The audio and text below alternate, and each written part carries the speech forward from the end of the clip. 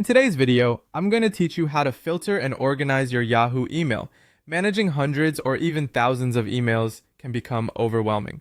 So let's streamline our inbox and bring a little peace to our digital life. First, head over to Yahoo Mail, which you can easily access through your preferred web browser.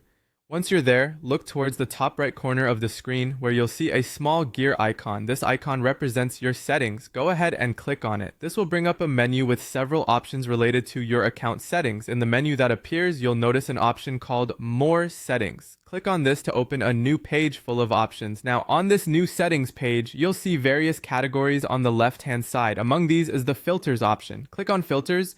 But you might notice there are currently no filters set up if it's your first time here. That's perfectly fine.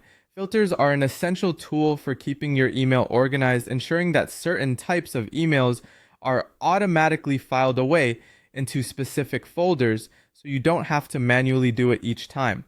It can save you a lot of time and keep your inbox tidy. Now let's create some folders for organization. For this, we go back to the main inbox view. Once we are there, look to the left-hand sidebar where your folders are listed.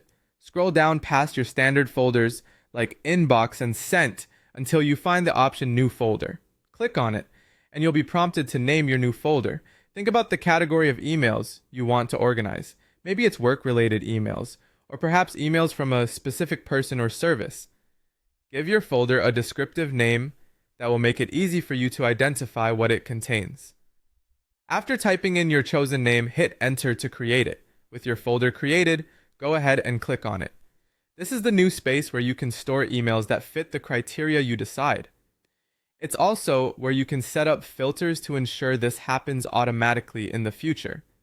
While Yahoo doesn't offer filter creation without going back into the More settings where we were earlier, setting up your folders is a crucial first step.